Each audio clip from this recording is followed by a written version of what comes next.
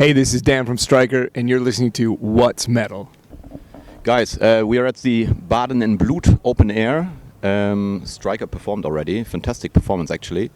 We have to talk about that today as well. But you're over here in Europe for a longer stretch now, right? So you're doing quite a few shows. Maybe you can give us some context there.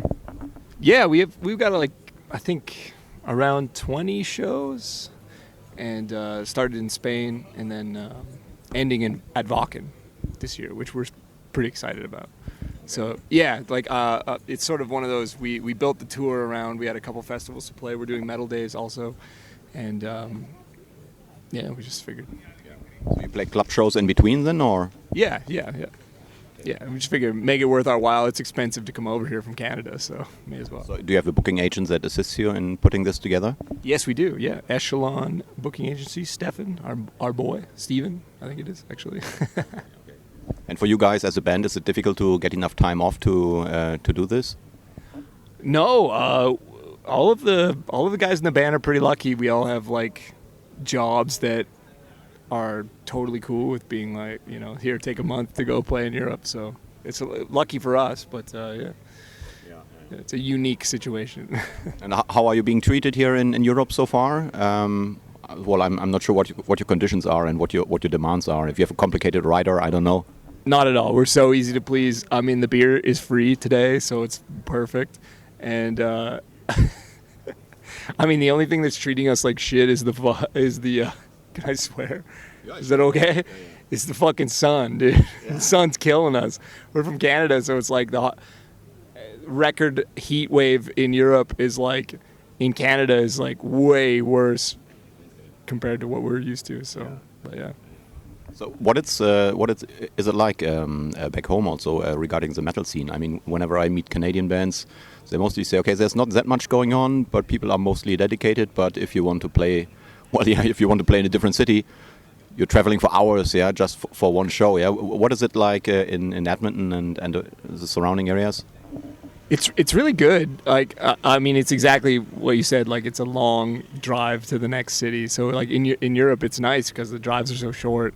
But in Edmonton, in Canada in general, it's a long drive to the next spot. But the scene is really good. There's quite a few bands from Western Canada who've been doing really well. Like Riot City, Traveler, Unleash the Archers. Some bands who've been able to make it over to Europe and stuff. And especially Unleash the Archers, they're just crazy killing it right now. So. It's a pretty good scene. It's spread out, but it's still, we all know each other. So, yeah. I have to check out that band. Unleash the Archers, yeah? Because I don't know that band. Cool. I have to check them out, yeah. If you don't know them, you will soon. All right, yeah. Because Riot City and Traveler, they basically just traveled through the area here, right? Yeah. So it's just a couple of weeks ago they did shows, yeah. Yeah, that's Dave, our old bass player from Stryker, and good friend of mine who lives down the street from me, is the bass player in Traveler. So, yeah. So the first material that I heard from you guys, was the Road Warrior EP, 2009. Actually, I bought that, and I thought it was great. Yeah, it has a lot of useful energy, and at the time also I thought it sounded really fresh. So if you look back at that EP, because you released several full-length albums in between, yeah. So what do you think of it nowadays? It's great. It's so funny to look back on. I mean, it's like anything. We were pretty young. We recorded that when we were we wrote those songs just out of high school, and just like anything, it's fun to look back on and be like, oh, that's how we were back in the day. But we still love it. I mean, we don't play as many songs off of that now because we got just so many albums. But I think the next tour we're gonna do. We've done enough tours with the newer stuff. I think we're going to do some tours where we do some of the older stuff. Yeah. So back then, was it a long discussion to decide on the cover artwork of that EP? I just have to ask, yeah, because when I saw that, it's like, what the? It was. Well, I mean, our listeners can look it up online, what it looks like. But was there a big discussion? Who did it actually back then? I don't know. Shit, I can't even remember. I think that was because we released that with. I think that was with Iron Codex way back. Possibly, yeah, and they had an artist that they had like available to work with it, and we were like, well, we don't know, we're like 20, we don't know any fucking artists, so we're like, oh yeah, we'll just do whatever. And we were like, oh, it would be sick to have like a motorcycle driving away from like an explosion or something, like, you know, like, because we were super into like 80s action movies and things like that, so we were just like, okay, well, let's do something like that. That's where the artwork came from. So yeah. So since you started up until today, I think you are pretty true to your style, you know. I mean, it's not that you have like a big change, whatever, in the way how you compose, or it's kind of also recognizable as Striker, I would say. And a lot of bands don't have that necessarily, you know, because when they start out, they are not entirely sure what they want to do actually, and then later on they kind of like change. So what was it like for you guys? When you started out, were you already very clear about in which direction it should go and that this should stay basically? Not super. I don't know. I don't think we have ever really like. We just always wanted to write the best music that we liked, and it's sort of a mix of. It's a weird mix of things, because it's like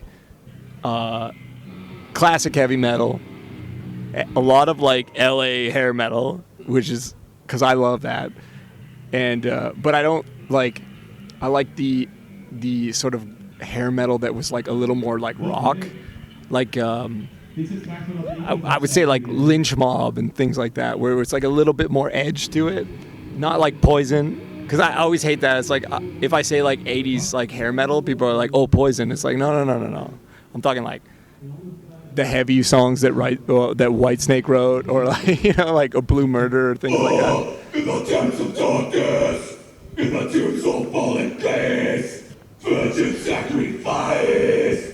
So we hear about virgin sacrifices in the background, guys. Yeah. So while we hear those lyrics, how important are lyrics for you as a singer? You know that they've always been like yeah, for me, lyrics have always been important in a way that like I just want it to sound cool, you know. It's like it's not so much what it's saying. Like I've always loved like 80s metal vocals that are like sort of vague and they just like sound cool, and it's like the messages of it, like who knows exactly what's happening, but it's like it's just like, yeah, it's like that. It's like that. We have a very metal moment right now. Can you feel it? Yeah, the guys screaming about sacrifices and darkness in the background. That's cool. Yeah, yeah, it's fucking brutal. These guys are gonna shred, I think, right? Like, is there any lyrical content where you would say, okay, this would definitely never fit to Striker? Are there certain boundaries that you would set?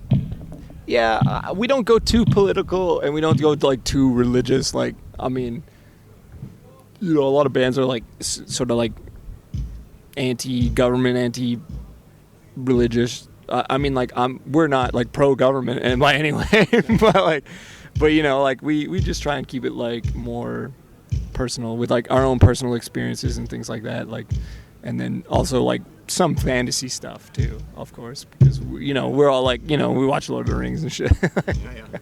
Yeah. So I'm pretty sure that a couple of our listeners probably have never heard of Striker before. So, and I also mentioned already that you released quite a few full-length albums already. So for someone that doesn't know your band, what is the one album and what is the one song that you would recommend them to listen to? It's hard to say. I think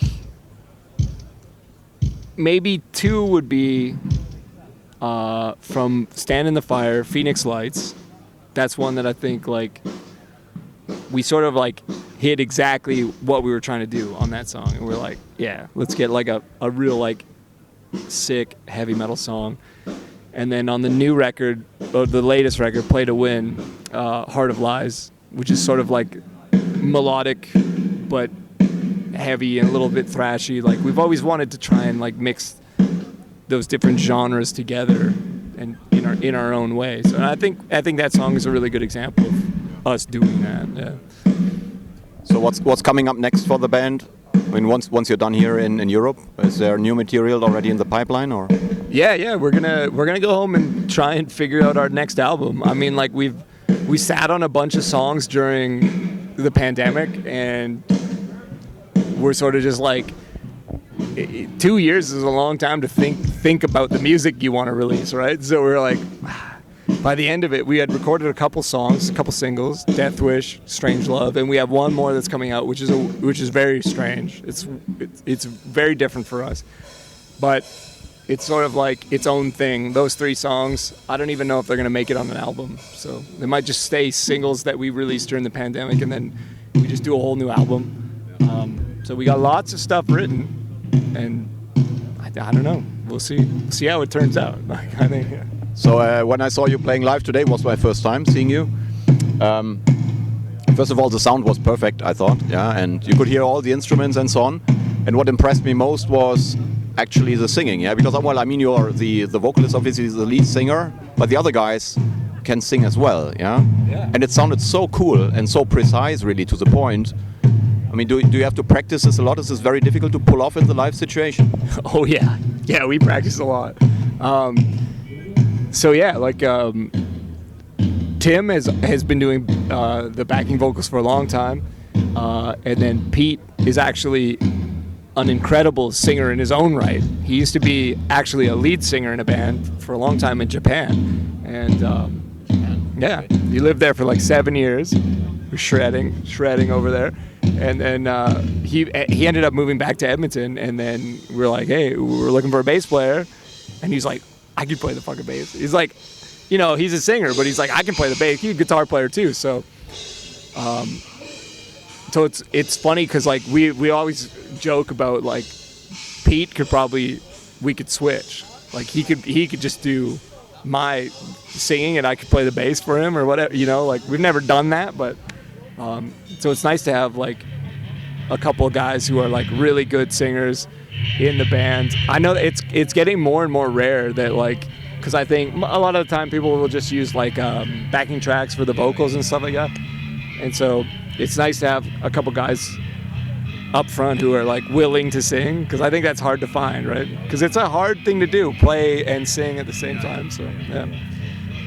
Also, I mean, with several people singing and also being into the music so much, yeah, you can really see how they are into the songs.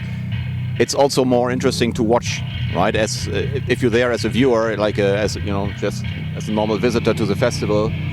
It's, yeah, I don't know. It's just more enjoyable, I think, as a classical lineup where there's one person singing and then you have a look at the guitar and so on. But there's so much going on, and you want to follow it all. It's really cool. Yeah. Okay.